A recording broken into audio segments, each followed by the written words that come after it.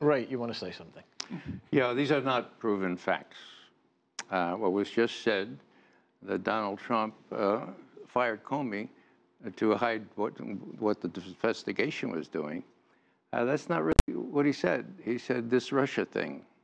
And the reason he fired Comey is that Comey's been investigating him for 11 months, leaking like a sieve, together with the people in the CIA and the NSA, and zero evidence of any kind of crime, including Russian hacking or any collusion, has been brought forth. Now, after 11 months, it begins to look a little bit like a witch hunt, and you don't need to be a paranoid president to look at it that way. He was fired because he was part of this little cabal that's trying to get at the president. It's the CIA, it's the NSA, it's the FBI. I've never seen them so apparently out to get the president, and they probably will. But this is not something that we should discuss as proven fact. You know, the business about the Russian leak, we keep hearing the references to that as a flat fact. You know, we know what the Russian leak was now. You know who did it? John Brennan. That's right. Now, this hasn't been in the New York Times, but WikiLeaks published a tranche of documents, original CIA documents, which talk about a Marble program, code name, and that enables the CIA to hack into various systems and computers, disguise who hacked in, and leave a little telltale signs like, oh, maybe Cyrillic, stuff like that. Now, that's what happened to the DNC computers, and Comey refused to investigate it. Did you see him before the House Intelligence? You know, sure, you know, it's certain that we should have gotten access to these computers. If you're going to do forensics, you shouldn't, you know, depend on somebody else. But we just never got the. Why didn't they get access? Because they didn't want access. Because the technicians would have said, "My God, this is so sophisticated. This probably cost about $700 million. Right. Let's go ask the NSA." See. Okay. Okay. I want to move on now to something else. And Afshin, that is the president's visit. Sure. His first overseas visit. Two big meetings: the G7 meeting, the NATO meeting. He came back. He called it, quote, a great success. Others disagree. Others have not been so generous. Sure. And I think the G7 meeting, it's hard to classify that as a great success. And I think this rift with Angela Merkel, despite the fact that Sean Spicer described the relationship as fairly unbelievable, which I'm not sure what that means, but I think it's very serious. I mean, after all, Germany is the backbone of the European Union, a $17 trillion economy. The United States and the EU is a robust trading relationship. It's a more than $1 trillion trading relationship. And the sense that the United States is getting conned and exploited and cheated by Germany, it's just not supported by the facts. You know, as a matter of fact, BMW produces about 400,000 cars in a factory in Spartanburg, South Carolina. You know, Donald Trump country in many ways. You know, and they export more cars than any other U.S. manufacturer in the U.S. So these trade relationships can't be simplified as bad, good. They do benefit both sides.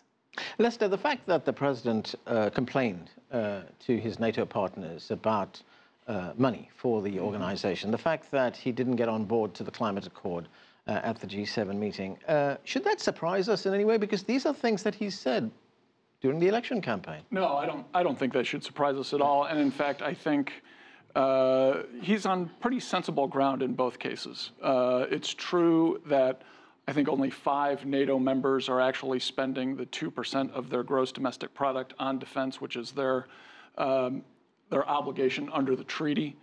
So it's appropriate to bring up that issue when talking with his NATO colleagues. Maybe you shouldn't have done it in that manner, and maybe some of the body language was a little bit off, but that message is actually a good message. And then on the climate treaty, President Trump was very clear during the campaign that he was a skeptic on the climate deal. Climate deal, by the way, that was never submitted to the Senate for ratification. It's merely an executive agreement. It only has Barack Obama's signature on it. It does not have the force of law in the United States. So for President Trump to walk away from it is simply a change in policy. It's not a change in law or anything. So I think on both of those cases, he's actually on pretty solid ground. I think it is of concern, though, that some of our NATO allies were left thinking that the U.S. is not necessarily with them under certain situations.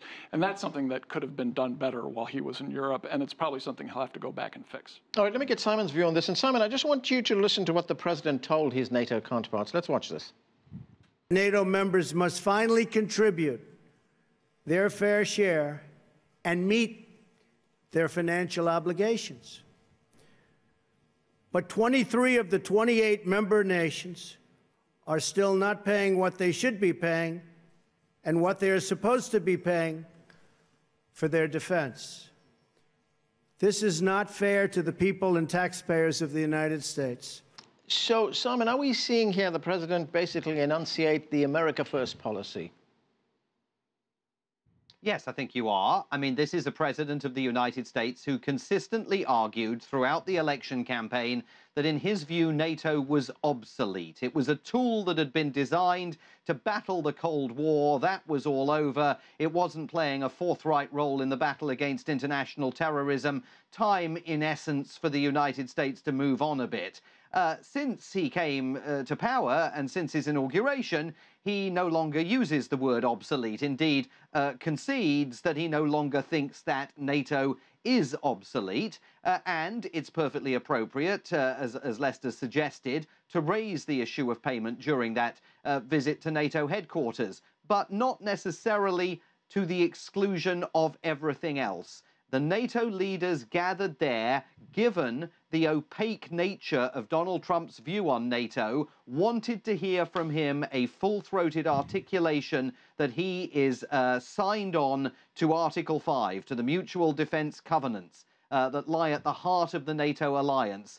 They didn't hear it. And the best that H.R. McMaster, his national security advisor, who is putting his reputation on the line now every single day for the man that he serves, the best he could say is that there was no need for the president to articulate it because everybody understands that's what he thinks. It's unspoken. He doesn't need to say it. Well, they don't understand that that's where he stands, and that's why he did need to say it. And certainly at some point, he's going to have to go back, as Lester suggested, and fix it. Ray, was there some damage done here to this defense alliance? Should the president have reinforced that Article 5 doctrine that Simon speaks about, that an attack on one is an attack on all? The unspoken premise here is that the Russians are a menace. Now, if you don't read the New York Times every day, you might pause long enough to think, are the Russians really going to attack Europe? Or is it more likely that some hothead in Estonia is going to throw some bombs and get involved in a firefight with some Russian soldiers? In which case, are we going to put the United States at risk of getting into a war with Russia over some hothead in Estonia? You know, I think that we ought to just kind of realize that unless you see Russia this way we used to see the Soviet Union, NATO is obsolete. And if you've done these people to spend still more money on defense, they're going to start asking, defense against what? And then look at Russia, and let's see that all this business about Russian invasion, Russian aggression, and so forth, is made up stuff, in Trump's words, because it wasn't the Russians that overthrew the government at Kiev. It was the West, and everything flowed from that. So unless people sit back and say, well, why would Trump say that's obsolete? Well, you know, it is obsolete. That's probably why he said it. Simon? And with the greatest of respect to Ray, NATO is not obsolete if you're an Estonian. It's not obsolete if you're a Lithuanian. It's not obsolete if you're a Latvian. And if you were observing the situation in the Crimean Peninsula, it wasn't the West that moved in and annexed it. It was Vladimir Putin that did it. So for large numbers of people that are nestled right along NATO's border with Europe, NATO is by no means obsolete. And they notice that today on Twitter, President Donald Trump was taking Germany to task, but has had absolutely nothing to say about Russia's aggressive behavior, which again feeds the narrative that there's something odd in the relationship between Donald Trump and the Russians. Simon, you're reading the New York Times too much. When you talk about Russian aggressive behavior, you need to support that with evidence. And the only evidence you can support that with the evidence is the reaction annexation to of the Crimea, coup that we Ray. did on their doorstep in Kiev, that we did, and they reacted to as only Russians would react to, because Crimea holds their only warm water port. And if the U.S. thought they could get away with that without things happening to Crimea, then they know nothing about Russian strategic interests, which, by the way, should be taken into account. Lester, the German Chancellor Angela Merkel, talking after Donald Trump had left Europe, she had this to say about the transatlantic relationship. Let's listen to her. The last few days showed me that the days where we could completely rely on others are over. We are and will remain close partners. Germany is, of course, a close partner of the United States. We are and will stay convinced transatlanticists, but we also know that we Europeans really have to take our destiny into our own hands.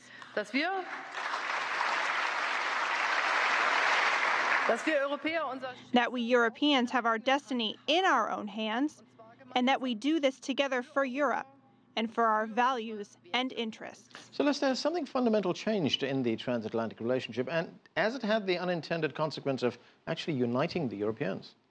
Yeah, I was going to make exactly that point, Anand. I think it's interesting that Trump's kind of slight mismanagement of the message in Europe is actually one of the things that's leading Europeans to kind of unite themselves and kind of think about what they're looking for in this relationship. And that could actually be a positive thing. I am going to disagree with my new friend Ray and point out that there's pretty good evidence that the Russians actually have invaded Ukraine. They are occupying Crimea and large parts of eastern Ukraine with military hardware and men under arms. And there's just no doubt about that. Russia is the antagonist here. And while you can make a grand historical argument that NATO may have gotten overextended in the last decade or so, we should all be real clear-eyed about Moscow's motivations here. They are looking for disunity in Europe. The United States should be promoting unity in Europe. That is in our national interest, and I don't think we should ever let go of that. But did the Russians have a valid fear that Ukraine might fall into what was at that time called the Western orbit of influence, that NATO might even, Ukraine might even become a member of NATO at some stage? I think to the extent that Moscow is governed in a non-democratic way and in an opaque way and in perhaps a corrupt way, then yes, they did have something to worry about. But if they were pushing towards an open society that empowered the rights of their own people, then they have absolutely nothing to fear from the West. Okay, Afshin, getting on to something else, and that is the climate change agreement. And as we know, there was, as Angela Merkel said, it was 6 against 1, or 7 against 1, if you count the European Union. Has this agreement been damaged? I think it has been damaged, but we're still not sure. We were told by President Trump that he's going to make a decision on it, this week. I think that it certainly has been damaged. He said in the past that he didn't like the Paris Climate Accords. But what is happening here is also very interesting, Anand, because President Trump is with policies that he's projecting.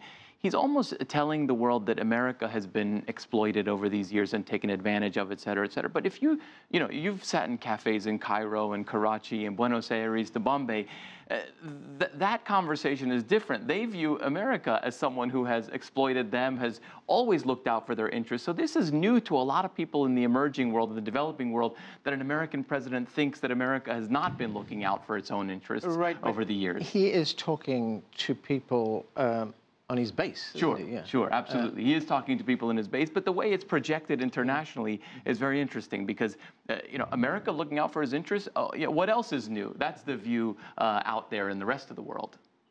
Simon, very quickly, we've got a minute left. How do you think countries like China and Russia are looking at all of this? Well, look, this is the creation of a multipolar world. This is no longer going to be a country that the Americans would like to believe is a world of a sole superpower. This is now a completely new situation in which the United States, through its new president, is turning his back on decades of commitment to Europe and is ushering in a new era in which other countries are able to fill the void that the United States leaves. I think that's just the reality of the situation that we're in. Lester, you are shaking your head. Quickly, 10 seconds. I think that's going way too far. Yeah. President Trump went to Europe and told our NATO allies, hey, it's time for you to pay your dues. That's a good thing for NATO. It's a good thing for European countries to spend their money on defense. That's actually something that will strengthen the alliance. I completely disagree with Simon. Okay, we're going to have to end it there. Thanks to all of you for joining us. And that is it for this edition of The Heat. I'm Arnold Neiderman in Washington, D.C. Thanks for watching.